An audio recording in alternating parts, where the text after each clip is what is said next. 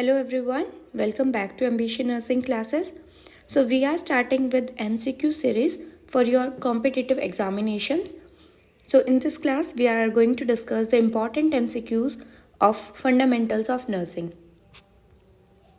So first question is, identify which among the following statement is correct. Correct पूछ रहा है in context to vitals monitoring of an infant. ठीक है, एक infant के vitals monitoring के रिगार्डिंग करेक्ट स्टेटमेंट पूछ रहा है. आपको चार ऑप्शन में से एक बताना है जो करेक्ट है. सो ऑप्शंस रीड आउट करते हैं. First is temperature 36.6 to 37.2 degree Celsius. Second is pulse rate 160 to 100 to 160 beats per minute. Respiratory rate 30 to 60 breaths per minute. And D is all of the above. So कौन सा correct statement है? Infant का temperature कितना होता है? 36.6 to 37, ये ठीक है. देन पल्स रेट 100 to 160 होता है, ये भी ठीक है.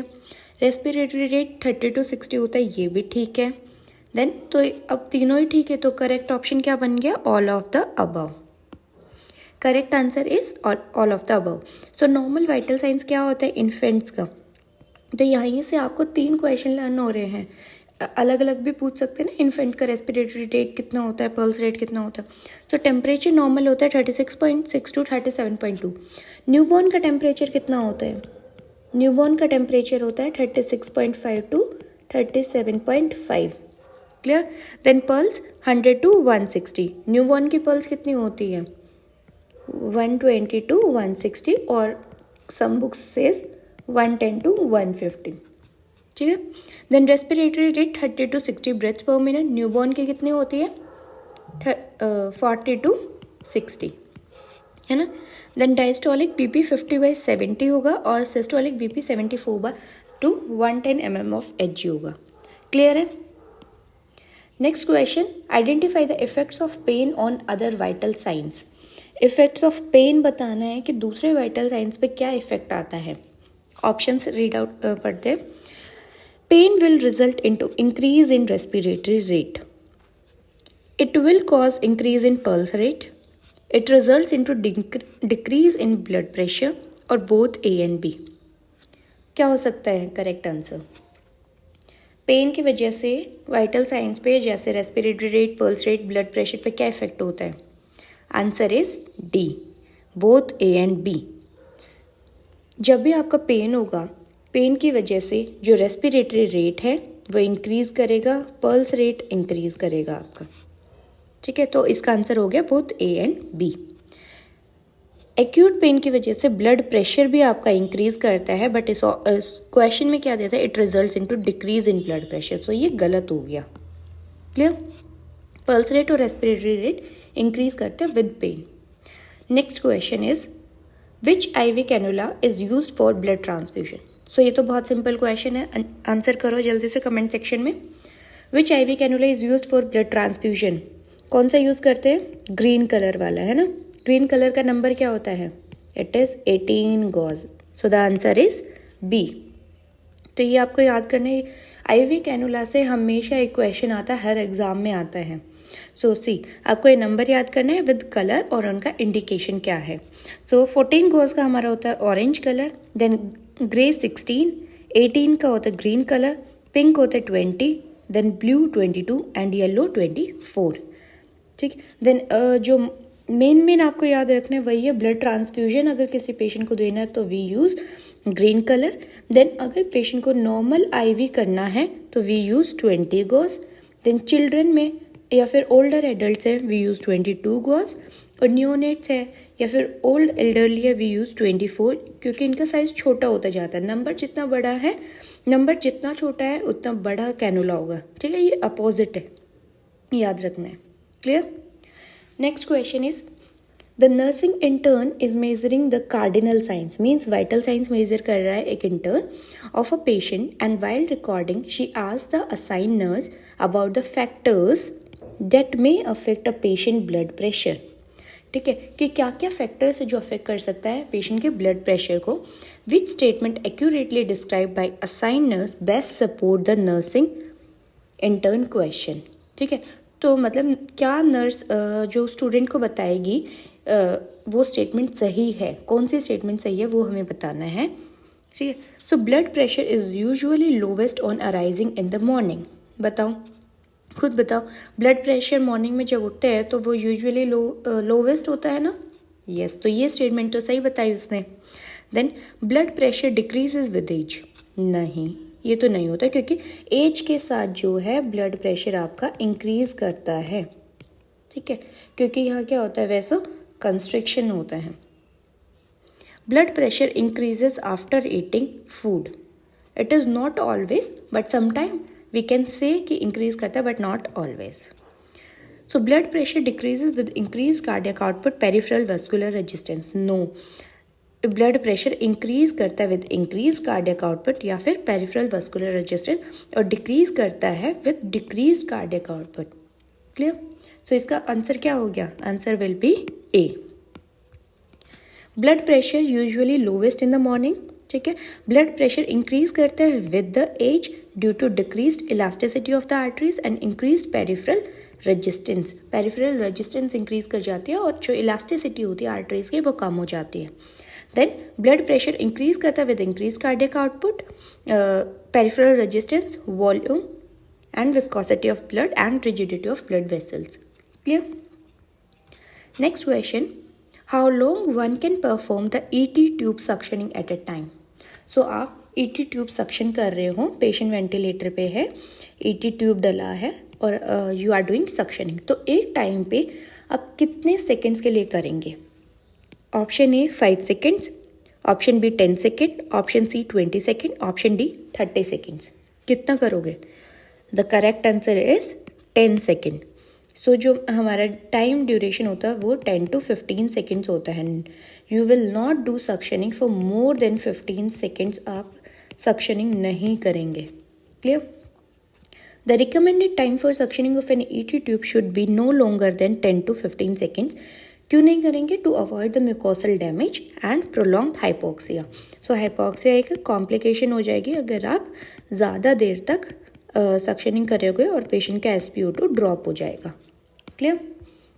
Next question, for performing the ET tube suctioning of, ये ET है, ET tube suctioning of an adult patient, the nurse will set the wall mounted suction at dash pressure for effective suctioning procedure. तो जब आप ET tube suction कर रहे हो तो आप जो आपका वॉल माउंट सक्शन लगा होता है ना, सेंट्रल सप्लाई जो होती है, तो उसमें आप कितना सक्शन प्रेशर सेट करोगे? Option A 150 to 200, option B 100 to 120, option C 90 to 110 mm of Hg and option D 50 to 90। बताओ, देखो 150 to 200 तो बहुत ज़्यादा हो जाएगा, है ना, पेशेंट को क्या हाइपोक्सिया हो जाएगा, म्यूकोसल डैमेज हो जाएगा, तो आप 150 तो नहीं रखोगे। देन सी 55 to 90, ये तो बहुत कम हो जाएगा। फॉर एन एडल्ट पेशेंट पूछा है ना, एडल्ट के लिए तो बहुत कम हो जाएगा, इससे तो फिर सक्शन होगा नहीं इफेक्टिवली। ठीक है, सो जो आपका करेक्ट ऑप्शन है इज 100 to 120। क्लियर? Option B is correct option. Recommended suction pressure देखो इन्फेंट्स के लिए होता है जो 50 to 90, चिल्ड्रन के लिए होगा 90 to 110 एंड एडल्ट्स के लिए होगा 110 to 120। अब देखो ऑप्शन में 110 to 120 नहीं था, तो आप ऑप्शन में उसके पास वाला देखोगे। ठीक है, इसलिए चीज़ें रटनी नहीं है, आपको अकॉर्डिंग टू MCQ देखना है कि क्या आ रहा है। ठीक है, आपने रट लिया 110 to 120। ठीक है, अब ऑप्शन में 110 to 120 तो है नहीं, आप तो बोलोगे इसमें तो कोई करेक्ट नहीं है ना, बट नहीं, आपको उसके पास वाले देखना है कि क्या दे रखा है ऑप्शन में, तो इसका आंसर हो जाएगा 100 to 120। क्लियर? नेक्स्ट आता है question, the nurse would assess an increase in which of the following in caring for a patient who has fever.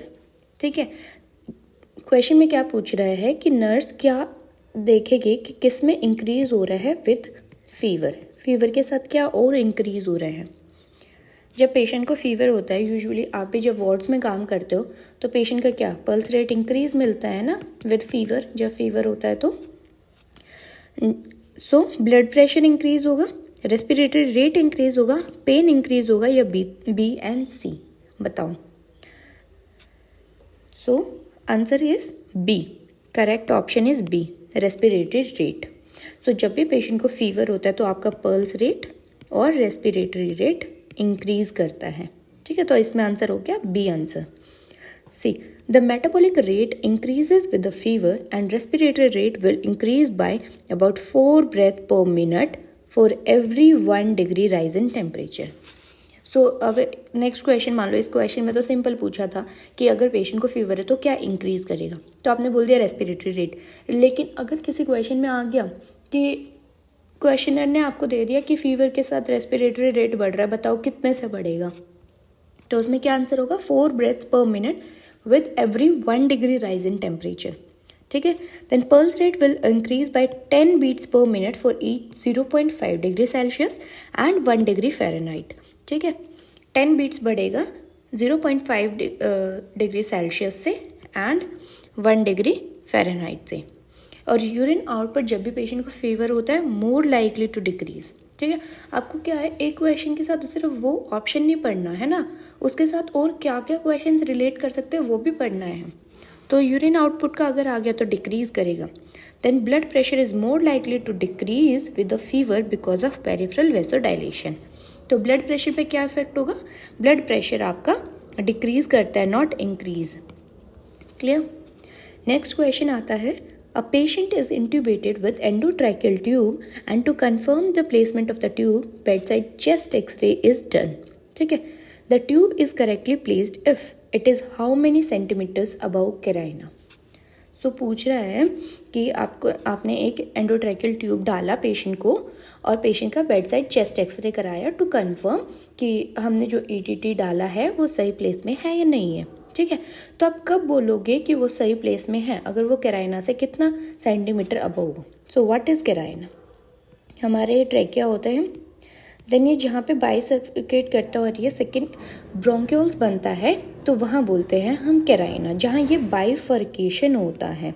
ठीक है, तो इससे कितना ऊपर होना चाहिए, यहाँ हम एंडोट्रैकियल ट्यूब डालते हैं। ठीक है, तो it should be 4 to 6 centimetre. The correct answer is C. देखो, प्लेसमेंट ऑफ एन ईटीटी, यहाँ से आपको एक क्वेश्चन और पता चला है कि आपने ईटीटी डाला तो आप उसका कंफर्म कैसे करेंगे प्लेसमेंट, बाय चेस्ट एक्सरे। ये भी एक अलग से क्वेश्चन बन सकता है। ठीक है, तो करेक्ट प्लेसमेंट होता है 5 सेंटीमीटर अबव द कैराइना। सो इस क्वेश्चन में एग्जैक्ट 5 सेंटीमीटर नहीं दिया होता, 1 to 2 बहुत कम हो जाएगा, 2 to 4 बहुत, 5 कहाँ पड़ रही है, यहाँ पे आ रहा है, तो 4 to 6 सेंटीमीटर आप इसमें डालोगे। क्लियर। कैराइना क्या होता है, सी देखो ये होता है कैराइना, दिस वन, ये हमारा ट्रैकिया है। ठीक है, ट्रैकिया यहाँ पे बाइफर्केट कर दिया इनटू ब्रोंकियाई। ठीक है, ब्रोंकस लेफ्ट और राइट, मेन ब्रोंकस में जब ये डिवाइड करता है तो उस पॉइंट को बोलते हैं हम कैराइना। तो इससे 4 to 5 सेंटीमीटर यहाँ तक ईटी ट्यूब आपका आना चाहिए। क्लियर। नेक्स्ट क्वेश्चन है, a nurse is providing the routine Foley's care to a female patient, the nurse will place the patient in which position for this procedure. जो nurse है वो Foley catheter care दे रही है। ठीक है, तो क्या पोजीशन देंगी, साइड लाइन, नहीं साइड लाइन दे दिया तो कैसे करेगी Foley's care, no. Lithotomy position, no lithotomy position इसमें तो नहीं देते फॉलिस केयर में, we use for normal vaginal deliveries में हम लिथोटमी पोजीशन यूज़ करते हैं। Then supine position, no, supine position दे दिया तो नहीं होगा ना, then answer is dorsal recumbent position. So the position for urinary catheter care for a female patient is dorsal recumbent and male patient के लिए आप दोगे supine position. See, this is dorsal recumbent position. आपके knees flexed होंगे यहाँ पे, ठीक है, और एक पिलो होगा under your head. Clear? So this is dorsal recumbent position. So positions भी बहुत इंपॉर्टेंट है। मान लो आपको किसी पोजीशन का पिक्चर दे दिया and they can ask you the name of that position. ठीक। Next question is, a nursing student asked the clinical educator about how often the Foley's catheter should be change. कि Foley's catheter जो आपने मान लो आज डाल दिया, आज है आपकी डेट, आज मान लो आपने 9 तारीख को, ठीक है, फॉलिस डाला है, सो इट इज़ डे 1। ठीक है, आज फॉलिस डाला है तो आप इसको कितने दिन बाद चेंज करोगे, you will change it after 14 days. ठीक है, ये आपके प्रोटोकॉल है कि ये आपको 14 डेज के बाद चेंज करना ही करना है, सो एवरी 14 डेज। क्लियर। सो मान लो ये तो है हमारे नॉर्मल जो लेटेक्स के फॉलिस होते हैं, ये हमारे नॉर्मल लेटेक्स के फॉलिन।